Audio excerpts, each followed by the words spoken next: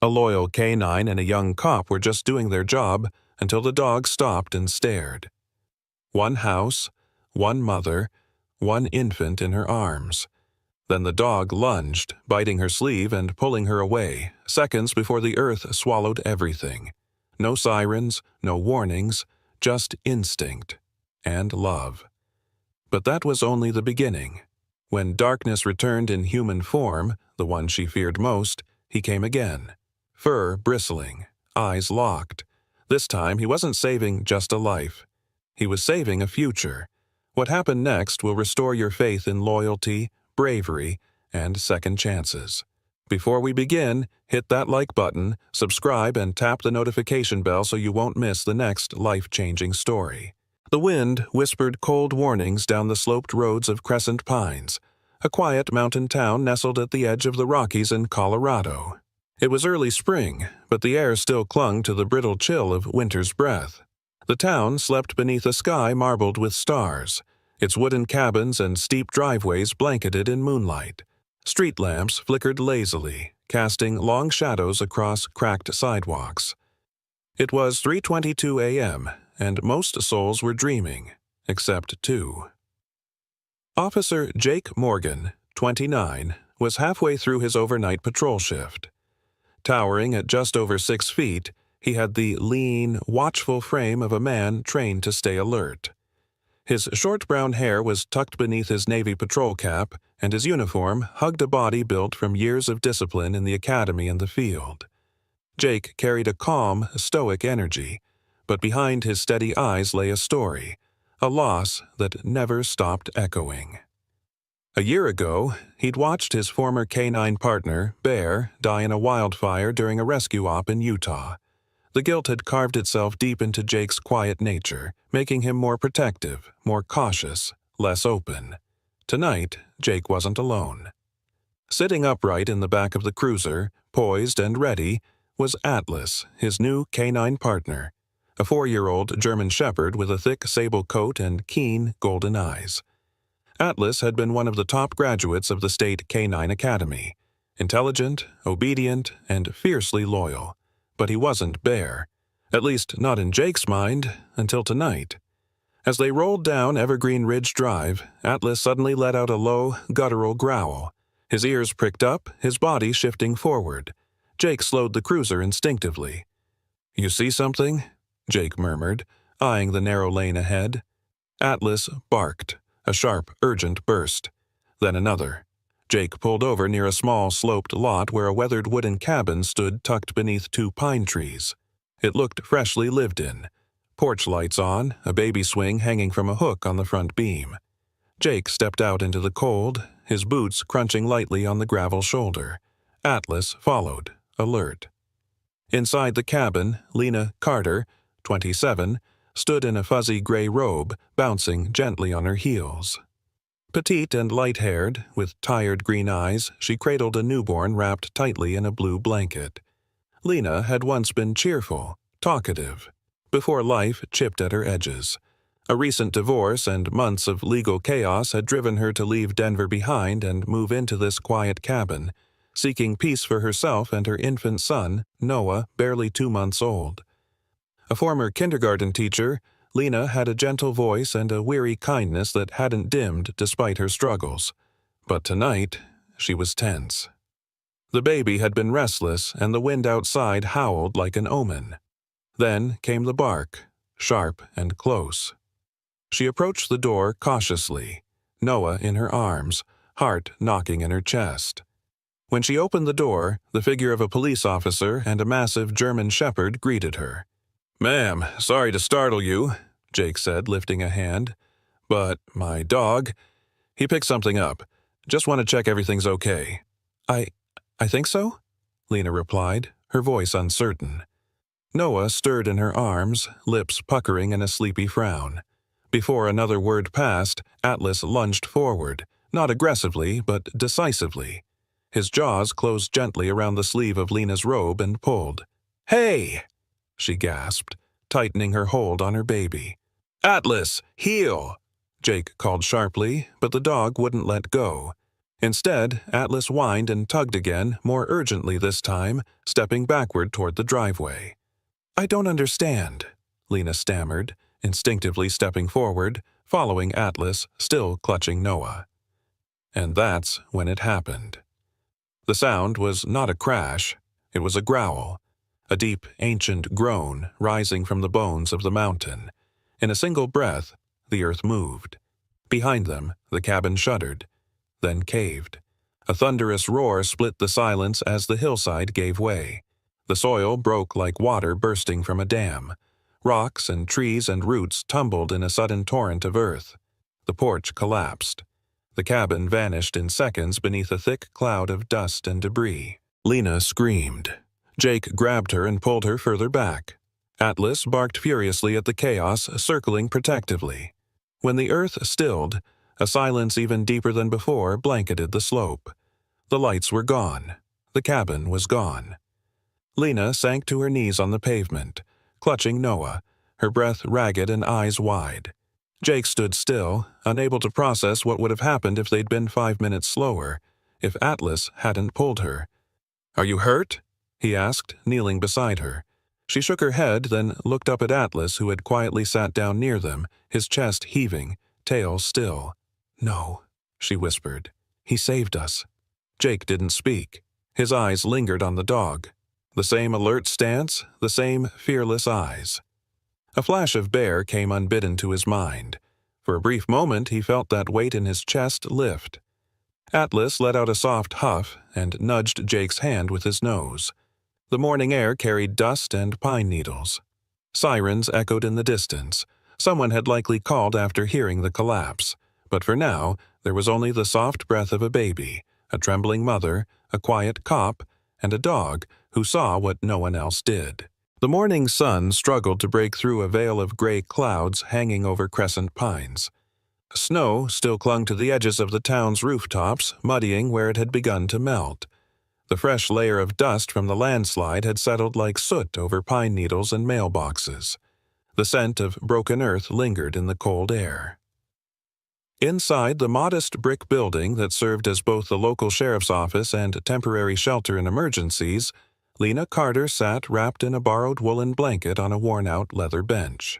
Her arms cradled baby Noah, who now slept soundly against her chest, his tiny mouth slack in peaceful oblivion.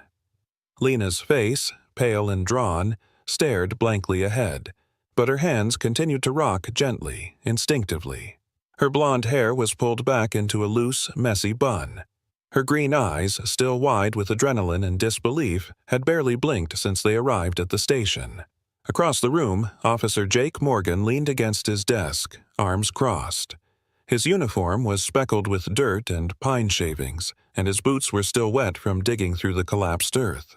His gaze kept flicking between his laptop screen and the woman curled in the corner, debating whether to offer her coffee, a blanket, or silence. He had chosen silence for now. Atlas lay at Noah's feet, ears relaxed but eyes alert. The German shepherd hadn't left their side since the moment they arrived. A small baby's whimper stirred him. Immediately, the dog perked up, lifted his head, and nudged the blanket near Noah's toes with his nose, letting out a soft, almost maternal huff. Noah shifted, then fell back into sleep. Lena watched the scene in awe. There was something deeply human in the dog's movements, like he understood. "Is he always like this?" Lena finally asked, her voice dry. Jake looked up, surprised she'd spoken. "Not with everyone," he said. "He's smart, picks who needs him." There was a quiet beat before Lena added, "I've never seen anything like it." Before Jake could respond, the front door swung open, letting in a gust of cold air and a woman in a reflective orange jacket and heavy boots. She carried a clipboard and a look of practiced urgency. This was Lauren Kim, the lead field technician from the state's Geological Assessment Team. In her early 40s, Lauren was small in frame but commanding in tone. Her dark hair was tied into a tight ponytail, her sharp brown eyes scanning the room with the kind of precision born from decades in emergency response. "I just came from the site," she said without introduction, holding the clipboard toward Jake. The slope gave way from underneath the foundation. A slow sink erosion from a ruptured underground spring. Been weakening for months, maybe years. Jake took the clipboard and scanned the data. Nothing you could have seen from outside, Lauren continued.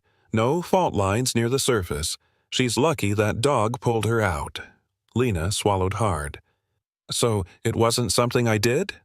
Lauren turned to her, her face softening. No, ma'am. That house was standing on borrowed time. Jake caught the subtle tremble in Lena's shoulders and made a note to call in for emergency housing grants. The town had a fund, barely used, and this was exactly the kind of situation that should qualify. Later that afternoon, in a quiet corner of the station, Jake sat at his desk typing up a formal report for the mayor's office. Just the start of the red tape to get Lena and Noah temporary shelter, food assistance, and hopefully a housing voucher. He didn't tell Lena about it. Not yet. She didn't need more questions. She needed sleep. Atlas had unofficially adopted the baby as his charge. Every time Noah whimpered, Atlas was there, resting his chin on the edge of the baby carrier, ears twitching, brown eyes filled with a depth that no training could teach. The bond had been instant and strange, as if Atlas had chosen the child as a mission he didn't intend to fail. Deputy Marla Jennings entered the office, setting a box of supplies on the break-room counter. She was in her early 50s, tall and weathered, with silver-streaked black hair tied back loosely. Known for her blunt honesty and sharp wit, Marla had served the town for decades. She gave a glance at Lena, then at Jake. "She okay?" "She will be," Jake replied. "Just needs time." "Everyone's talking about it," Marla added. "Radio stations already called. News wants interviews. They think that dog's a miracle." Jake didn't answer. He hated when people turned tragedy into a headline. He glanced over at Lena, who was now asleep on the bench, Noah curled in her lap. Atlas lay at her feet like a silent sentinel. "She's not ready for that," Jake said. "Didn't think so. I'll keep them off her back." By evening, snow had begun to fall again, light and slow, like the sky was trying to blanket what had been broken. Jake offered Lena a cot in the back office, which she accepted with gratitude too heavy to put into words. As she drifted off, Atlas curled up at her side.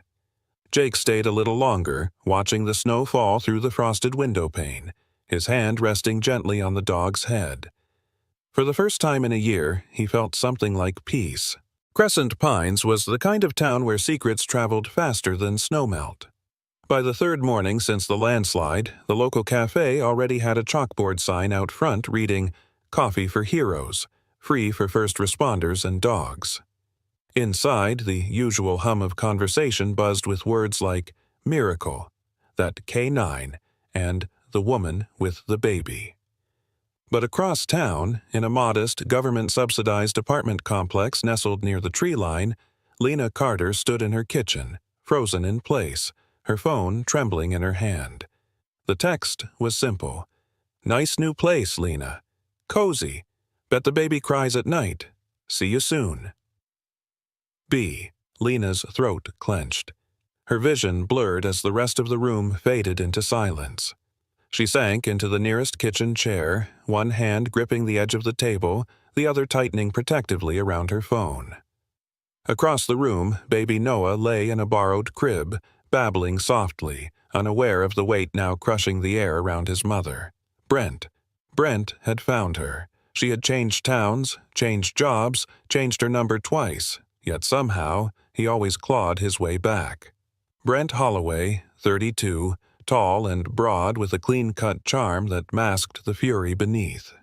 He used to sell cars, talk his way into anyone's trust. But behind closed doors, he was a different man. The first time he shoved her, he cried and begged forgiveness. By the third, Lena had stopped keeping count. It had taken a fractured wrist and a restraining order to finally walk away. She'd moved to Crescent Pines hoping the quiet would bury the past. She was wrong. By the time Jake Morgan arrived that evening to check in, Lena was pale and visibly shaken. She didn't open the door immediately, prompting Jake to knock a second time, firmer. "It's me," he called softly. The door creaked open. Lena stood behind it, her hair damp, eyes red-rimmed. Jake stepped in slowly. "What happened?" She handed him the phone without a word. Jake read the message, jaw tightening. He didn't speak right away, just exhaled slowly. "Did you tell anyone where you moved?" "No one. Not even my old co-workers," Lena whispered. Jake looked around the apartment, a small two-bedroom unit with thin walls, second-hand furniture, and the soft cooing of Noah as background music. "Did you notice anyone watching the place? Anything out of place?" Lena shook her head. "Nothing. I was finally starting to feel like it was over." Jake nodded. "And we're going to make sure it stays that way." He made a call on his radio and requested patrol coverage for the area over the next few days. Then, as Lena sat back on the couch with Noah, Jake knelt beside Atlas, now stationed by the door. The dog was on edge. Ears perked, tail still, muscles taut. Atlas had sensed Lena's panic before Jake even stepped inside. Jake whispered into the dog's ear, "Watch her. Don't leave this door." Atlas didn't move, but his eyes met Jake's, steady and focused. Across town, as night fell and snow returned in light flurries, Jake was called out to a separate issue at Rosie's Corner Mart, a small convenience store run by Rosie Delgado, 67, a short, round woman with wiry gray curls and a no-nonsense tone. She stood outside the store wrapped in 2 scarves and holding a flashlight like a weapon. "Someone's been stealing from me," she said. "Not cash, food. Every couple nights, cans, granola bars, jerky, no break-ins, just missing." Jake stepped inside, flashlight sweeping across narrow aisles. Atlas padded beside him, sniffing corners. The scent trail was faint, but fresh. As Jake reviewed the camera feed, grainy and flickering, Atlas whined near the back door. There, in the soft snow just outside, were footprints. Small. Too small for a man. Barely deeper than the tread of a child's boot. "Atlas, track!" Jake ordered. The shepherd moved swiftly, following the prints behind the building and toward the wooded slope behind the market. The snow here was patchier, revealing dirt and twigs beneath. After a few minutes, they came upon an old hunting shed, long abandoned. The door creaked open with a nudge, revealing a tangle of blankets, a few wrappers, and a boy, curled up on the floor, eyes wide with terror. He couldn't have been more than 13. His clothes were thin, too small for the weather, layered haphazardly. His hair was shaggy and matted, his cheeks hollow. He stood quickly, holding up a stick like a weapon, though his hands trembled. "Easy," Jake said, hands up. "Not here to hurt you." Atlas stood by the door, unmoving, only watching. "My name's Jake. I'm a cop. That's Atlas. You hungry?" The boy hesitated, eyes darting between them. Then he nodded. Once. They brought him back to the cruiser, and over time the story emerged in pieces. His name was Eli Maddox. 13. Originally from Boulder.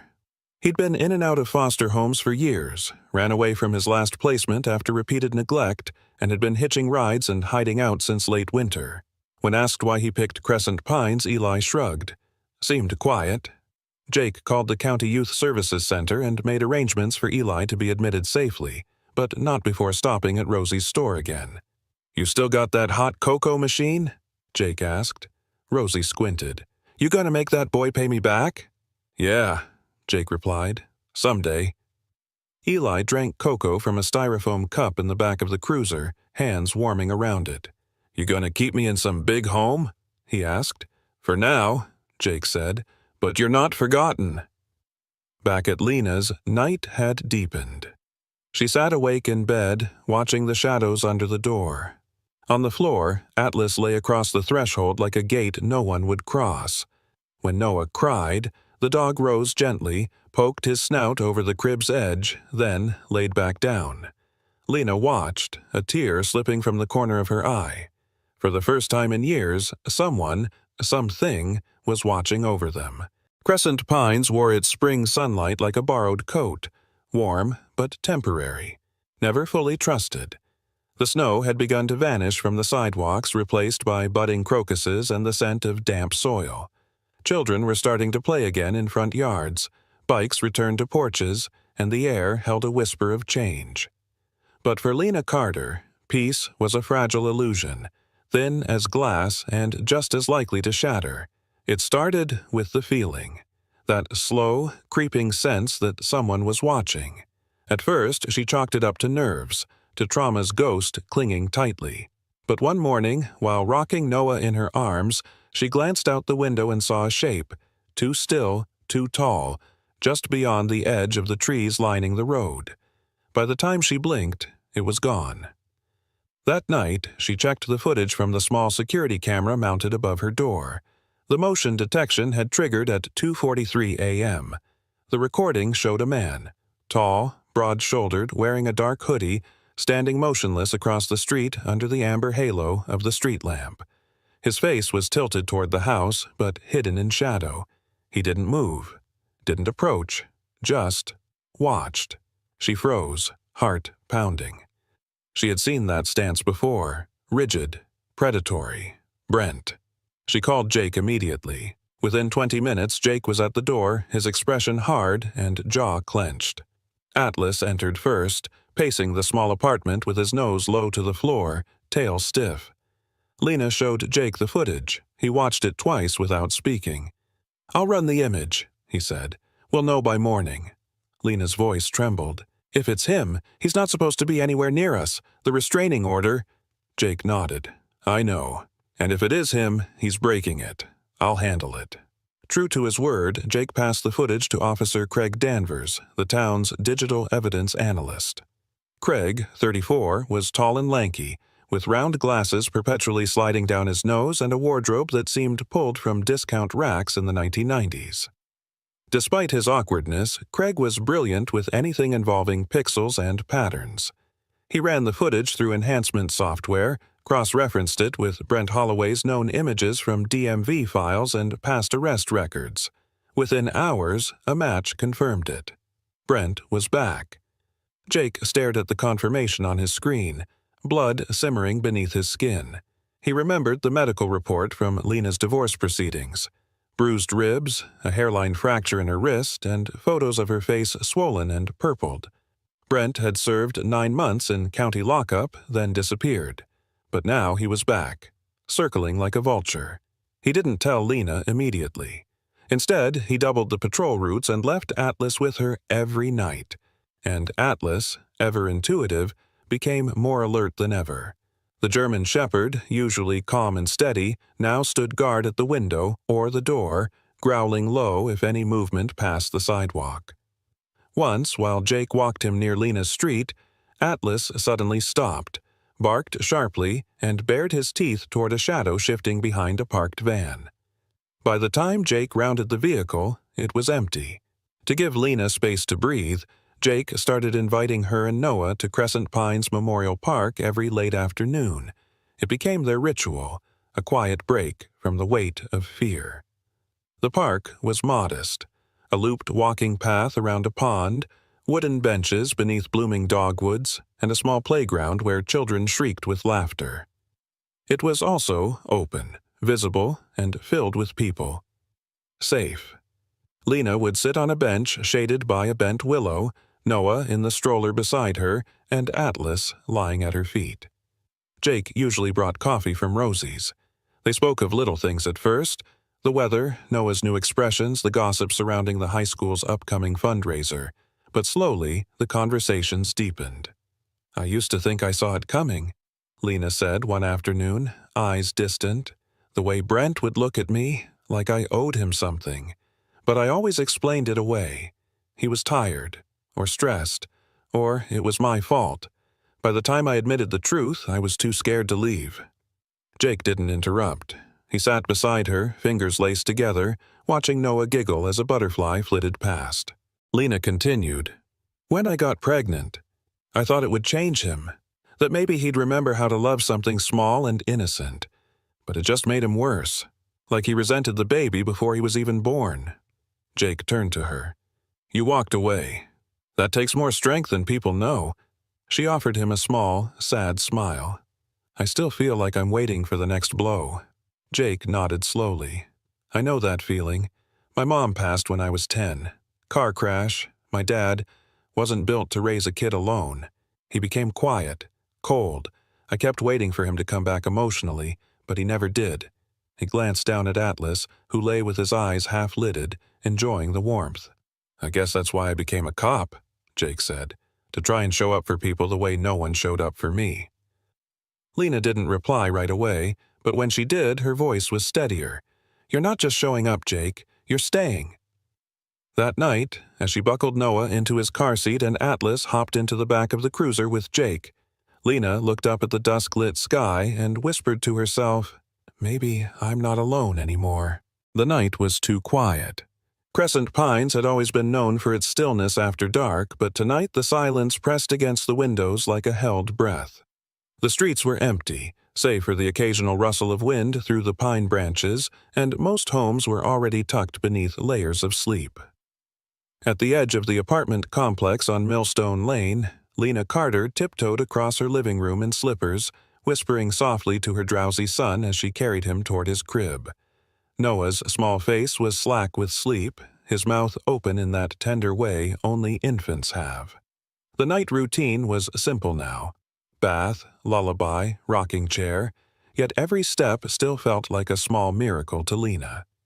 Each breath he took was something she never stopped protecting. Lena, dressed in soft gray sweats, her hair braided loosely down her shoulder, leaned over the crib and placed Noah gently inside. His eyes fluttered, but didn't open. She exhaled, brushing a hand over her forehead. Atlas, who had been stationed in the hallway near the front door, wasn't there. She assumed Jake had taken him for patrol again. She turned to head toward the kitchen, but stopped. A sound. The click of metal. Subtle, muffled. She froze. Listened again. Another click. This one closer. The back door. Her heart thudded. She had locked it. She always locked it. She reached for her phone on the kitchen counter and immediately dialed 911, but her fingers trembled and hit the wrong key. She cursed under her breath and tried again, but a sharp creak from the hallway made her turn just as the doorknob twisted. And then he was there. Brent Holloway stepped inside as if he'd never left. His tall, broad frame filled the doorway, hair unkempt, face partially shadowed beneath the bill of a dark baseball cap. His eyes, once full of charm, were wild now, glassy with something darker, more dangerous. He wasn't shouting. He wasn't ranting. That scared Lena more. His voice was low, almost friendly. "Didn't think I'd find you again, Lena," he said. "But you always leave little pieces behind." She backed away slowly, eyes darting toward the crib. "Don't," he said, raising one hand. "I just want to talk." "You're not supposed to be here," she whispered. "And yet here I am." He stepped forward. "You made me into this, Lena. You broke me when you left." Her back hit the kitchen wall. Her phone buzzed in her grip, 911 finally ringing. But Brent lunged. Then, from the alleyway outside, a blur shot across the narrow yard. Atlas, having sensed something was wrong nearly 20 minutes earlier, had slipped his lead from the patrol SUV parked 2 blocks away. He'd been restless all night, ears twitching, tail stiff, until finally his instincts overrode the training. He'd bolted down the alley, paws pounding against pavement, and leapt over 2 fences before reaching Lena's building. One glance at the darkened window was enough. The dog leapt, shattering the bottom pane, glass exploding into the kitchen. Brent turned just in time to see the German Shepherd charging. Atlas crashed into him mid-step, teeth flashing, claws skidding across the linoleum as he drove Brent backward and slammed him into the floor. Brent let out a cry of rage and shock, trying to shove the dog off, but Atlas growled low and menacing, holding him with a firm bite on the arm, just tight enough to pin, not break. His body was tensed like a drawn bow, ready to strike again if Brent made the wrong move. Lena screamed, still shielding the crib, and collapsed to her knees in disbelief. Just then, outside in the street, red and blue lights painted the walls in flickering color. Jake had been 2 miles away responding to a minor fender bender when the alert from Atlas's GPS pinged. The K9 unit had left its designated route. Jake's gut had tightened immediately. Atlas didn't break protocol. He'd called in backup and sped through icy turns, tires skidding slightly until he saw the shattered window and heard barking inside. He burst through the front door, weapon drawn, just in time to see Atlas holding Brent pinned to the kitchen floor. Lena was sobbing, holding Noah, her body shaking. Jake didn't need details. "Don't move!" he shouted, training his weapon on Brent. "Stay on the ground!" Brent turned his head slowly, a smile twitching at the edge of his mouth. "She's mine." "Not anymore," Jake growled, and cuffed him a moment later. The backup arrived within minutes. Officer Danvers and Deputy Marla Jennings. Brent was dragged out in restraints, bleeding slightly but still smiling, as if some part of him had already convinced himself this wasn't over. Jake remained inside with Lena, who now sat on the couch clutching Noah against her chest. Atlas stood beside her, his ears perked, eyes still on the broken door. Jake knelt beside them. "He's gone," he said softly. "You're safe." Lena met his eyes, green, tear-filled, full of disbelief and gratitude. "He would have hurt us. He would have, if Atlas hadn't—" Jake looked at the dog, whose chest still heaved from exertion. "He knew before any of us." The glow of police lights reflected across the apartment walls, casting Atlas's silhouette against the nursery room, a shadow large and unwavering. Lena wept into Noah's blanket, whispering words that Jake couldn't hear. And Atlas, the dog who had once belonged to no one, pressed his body gently against hers, tail thumping once in quiet pride. 2 days after the arrest, the town of Crescent Pines felt strangely louder. Not in noise, but in conversation. At coffee counters, post office lines, even in the pews of the old Lutheran church, people were talking. Not just about the landslide anymore. Not just about how a dog had pulled a woman and baby to safety in the nick of time. Now, it was about what happened after.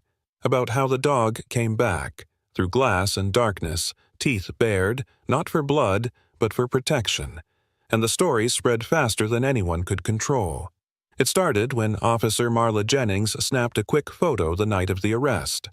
Atlas standing tall between Lena and her child, shards of broken glass glinting at his paws, eyes fixed toward the door Brent had broken through. She hadn't meant to share it publicly, but someone else did. By sunrise, that image was everywhere. K9 Hero Strikes Twice. The local Gazette printed in bold across its Sunday edition. In the following days, reporters called from Denver. Animal rights pages reposted the image with captions like, "Not all heroes wear badges. Some wear fur." Lena didn't want attention, but she understood something. This time, silence wouldn't protect her. It never had. That's why, when the Assistant District Attorney Maggie Thornhill asked Lena to testify against Brent, she didn't hesitate. Maggie was in her early 40s, tall and composed, with dark skin and elegant braids coiled into a bun. She carried herself like someone who'd been dismissed too many times in early courtrooms and had decided long ago to never let it happen again. She arrived at Lena's apartment wearing a slate blue coat and a warm, professional smile. "You're the best chance we have of keeping him away, for good," Maggie said gently, showing Lena a folder thick with past complaints, restraining orders, and hospital records. "He has a pattern. This time, we stop it. But we need your voice." Lena nodded, her hands in her lap. "Then I'll speak." Jake had already made it clear he would accompany her to every step. As a law enforcement officer and witness, his testimony was critical, but he volunteered for more than that. He would be her advocate, her safety net, her shield if needed. On the day of the pretrial hearing, Jake picked Lena up in his patrol SUV, Noah strapped in safely behind them, Atlas curled in the back seat, nose resting on the window ledge. The air was cold, wind smearing frost across the glass. Lena wore a simple navy coat and scarf, her hair tied back, face bare of makeup. She didn't try to hide her fear, but neither did she let it own her. Inside the courthouse, a modest building with brick walls and too much fluorescent lighting, Lena sat on the bench just outside Courtroom B. Atlas sat beside her like a stone guardian. A few onlookers smiled or whispered as they passed. She didn't flinch. Jake sat on her other side. You don't have to do more than you're ready for. Lena looked ahead, then down at Noah, sleeping in her arms. No one else gets to tell this story but me. In the meantime, another quieter thread of connection was being woven in Crescent Pines. At the community park, where dogwoods had begun to bloom in white and pink, Eli Maddox sat cross-legged at a picnic table, colored pencils scattered around him like fallen leaves. He wore a navy hoodie Jake had given him, 2 sizes too big, and a pair of second-hand sneakers that squeaked when wet. His shaggy hair still needed a proper trim, but his eyes had a little more light in them now. Across the table sat Lena and baby Noah in his stroller, gurgling at passing ducks. Lena had met Eli by chance just a week earlier, when Jake brought him to the park as part of his community walks. They'd struck up conversation over art. "You draw all that yourself?" Lena asked, watching him sketch. "Yeah," Eli said, only slightly bashful. "I draw stuff I see, stuff I want to remember. Can I see?" He turned the page and showed her. It was Atlas, head low, stance alert, eyes burning with intensity. The sketch was rough but expressive. The lines carried motion, emotion. Lena was stunned. "That's really good." Eli shrugged. "He's easy to draw. He looks like he knows stuff." Lena smiled. "He does." She encouraged him gently, asked if he'd be willing to draw more images of Atlas. Eli agreed, and over the next few days, he created a small collection. Atlas leaping through the window. Atlas curled next to a baby crib. Atlas standing beneath the park's willow tree. Lena took a few of the drawings and shared them with Maggie, who in turn gave them to the courthouse's victim advocacy group. From there, the illustrations were posted on the county website under a banner that read, "A Child's Eye on Bravery." They went viral. Evening news shows picked up the story. A shelter in Denver named their new rescue initiative after Atlas. One teacher at the local elementary school printed the drawings as coloring sheets for a lesson on courage. But for Lena, the real victory wasn't online. It was in the courtroom. The day Brent's charges were formally presented, violation of a protective order, criminal trespassing, attempted assault with intent to harm, Lena stood, voice steady, recounting the night he broke in. She didn't cry. She didn't falter. Jake sat nearby, and Atlas lay at her feet, head on his paws, eyes never leaving her. When she finished, the room was quiet. The judge, a soft-spoken man named Harold Nilsson, nearing retirement, known for his fairness and dislike of drama, cleared his throat and said simply, "Thank you, Miss Carter. That took courage." Outside, snow had begun to fall again. Not heavy, just enough to quiet the roads. Lena stood on the courthouse steps with Noah in her arms, watching the sky. Jake stood beside her, his hands deep in his coat pockets, Atlas seated between them like a sentry. "Do you think it's over?" she asked. Jake looked ahead. "I think the worst part is..." Lena exhaled. For the first time, it didn't fog with fear. The days that followed the court hearing unfolded like early spring blossoms, slow, cautious, but full of promise. Crescent Pines thawed beneath a soft sun, the ice receding from sidewalks and laughter returning to the park. For the first time in months, Lena Carter woke up to something that resembled normal. It wasn't joy, not yet, but it was peace, and peace was enough. Lena had started working part-time at the town library, a modest brick building tucked between the post office and a bakery that always smelled of cinnamon and honey. The job had been offered by Helen McKee, the head librarian, a woman in her 60s with cropped silver hair, sharp glasses, and a reputation for knowing every library card number by heart. She wore long wool skirts even in the summer, spoke in soft, declarative sentences, and carried the quiet authority of someone who'd lived through every chapter of the town's story. When Lena arrived for her interview, Noah in a carrier and a nervous smile on her lips, Helen had simply looked at her and said, "You've already proven you're brave. Let's get you shelved in something quiet." Lena spent her mornings organizing storybooks, helping retirees find large print westerns, and reading with children under the stained glass sun of the reading nook. There was a calmness in the dust and stillness of books that she hadn't realized she missed. It let her breathe. Jake Morgan began dropping by more often, not always in uniform. Sometimes he'd come with coffee, sometimes under the pretense of routine patrol, but he never left without checking in on her and Noah. He always asked how she was sleeping. He never asked if she was scared. He didn't have to. On Saturdays, Atlas, now practically a local celebrity, was invited to the children's hour at the library. The kids adored him. He would lie on the rug while toddlers read to him, his big head resting on crossed paws, ears twitching at the sound of crayon-colored stories. One little girl tried to put a paper crown on his head. He wore it patiently. One rainy afternoon, as thunder rolled far in the hills and the library lights flickered gently, Lena sat on the floor of the children's corner, watching Noah crawl in wide little circles near Atlas's tail. Jake sat across from her, elbows resting on his knees, laughing as a 6-year-old boy told him a very serious story about a dragon that lived under the book return slot. Lena turned to him, voice soft. "You know, if it hadn't been for you and Atlas, I don't think we'd be here."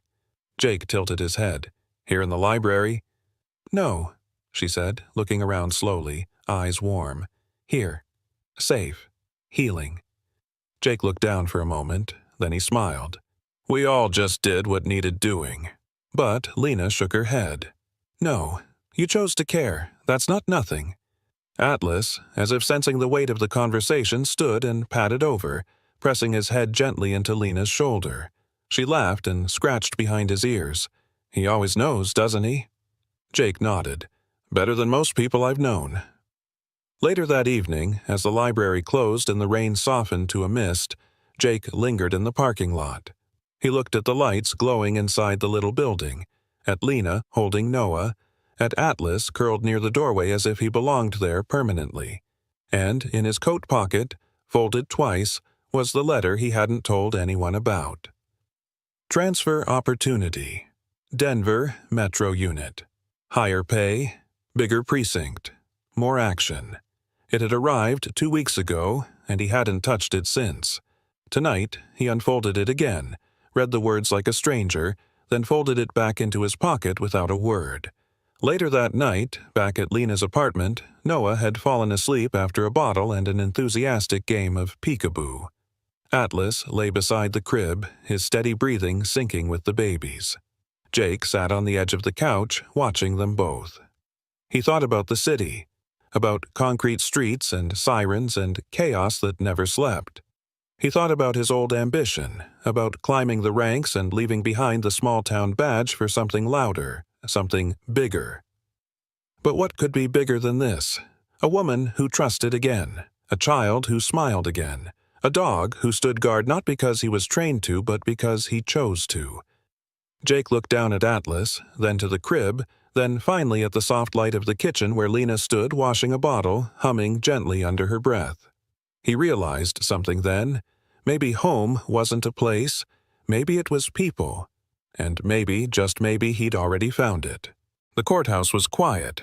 No reporters, no flashing cameras, just the low murmur of voices and the final clack of a gavel. Brent Holloway had been sentenced to 5 years, 3 without parole, for violating the restraining order and attempting to harm Lena Carter and her child. He did not look back as he was escorted out of the courtroom in chains, jaw clenched, eyes hollow. Lena sat in the wooden bench, unmoving, her hands clasped tightly together. She didn't cry. She didn't smile. She simply breathed. Beside her, Jake Morgan stood tall in his navy dress uniform, hand resting lightly on her shoulder. Atlas lay at their feet, calm and steady, his head resting between his paws. Outside, crescent pines waited beneath soft gray clouds, the scent of pine and frost hanging in the air. Winter had returned, not with fury, but with grace. And, for the first time since the landslide, Lena felt rooted. Not in fear, not in survival, but in choice. She chose to stay. A week after the verdict, Lena signed a lease on a narrow shopfront along Main Street, an old florist space with peeling green paint and windows that let in generous light. With the help of Jake and a few volunteers from the town, she transformed it into Fern and Hearth, a cozy little store filled with second-hand books, handmade candles, and locally crafted pottery. It smelled like cedarwood and lavender, and soft music played from a record player behind the counter.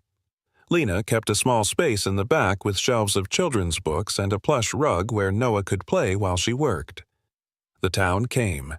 Grandmothers looking for quilting guides, teenagers flipping through vintage poetry, visitors who had heard about the woman and her dog. They didn't gawk. They simply stayed and bought and returned again the next week. Jake stopped by often, at first in uniform, later not.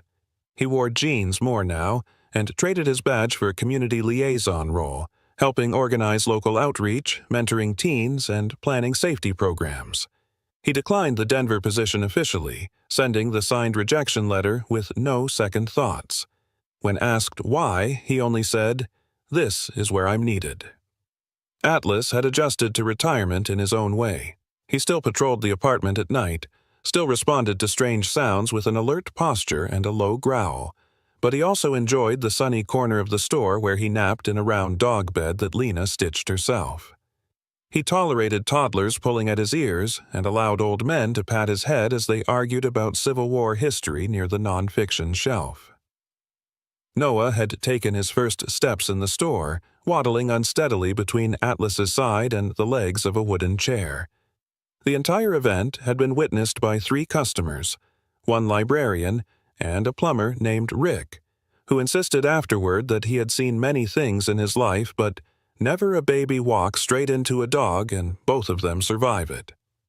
Atlas, of course, had barely blinked. As the year turned its final corner, Crescent Pines prepared for its winter festival, an annual tradition held in the town square with hand-carved ice sculptures, a lantern parade, and enough hot cocoa to warm half the state. This year, the mayor, a petite, no-nonsense woman named Cynthia Mallory, known for her practical haircuts and poetic speeches, had added a new ceremony to the opening night. Under a snow-dusted pine arch in the center of the square, surrounded by flickering lanterns and the gentle hum of a choir, Atlas stood wearing a velvet ribbon around his neck. Mayor Mallory cleared her throat, holding a plaque made of maple wood etched in bronze.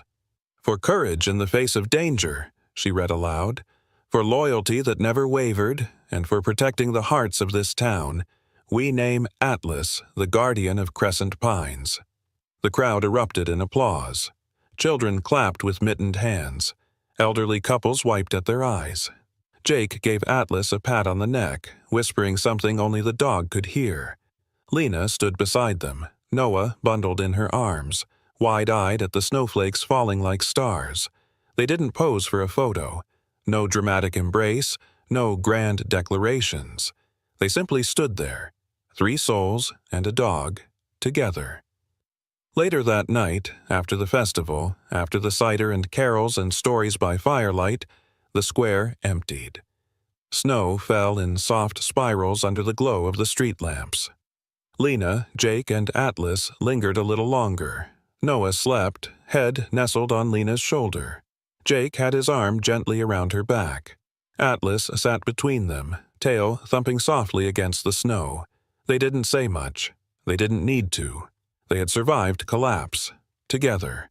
And now, standing in the light, they had something more powerful than survival. They had peace. Sometimes, miracles don't come with thunder or light. Sometimes they come with 4 paws, steady eyes, and a heart that never gives up. In a world filled with uncertainty and fear, one dog reminded a town, and all of us, that love is not always loud. Protection isn't always visible. And family is not always made by blood, but by choice, by sacrifice, and by courage. This story isn't just about a woman, a baby, and a dog. It's about God's quiet way of placing the right souls in the right places at the right time. Atlas didn't just save lives, he restored faith. And Jake didn't just protect a town, he showed what it means to stay when it's easier to walk away. These are not coincidences. These are reminders that we are never alone, even in our darkest nights. So today, as you go on with your life, remember There is always light beyond the collapse, and sometimes it looks like a dog at your feet and the right person at your side. If this story touched your heart, please leave a comment and share it with someone who might need hope today. Don't forget to subscribe to the channel for more stories that lift the soul. And if you believe that God sends guardians in unexpected forms, type Amen in the comments, and may He bless and protect you and your family always.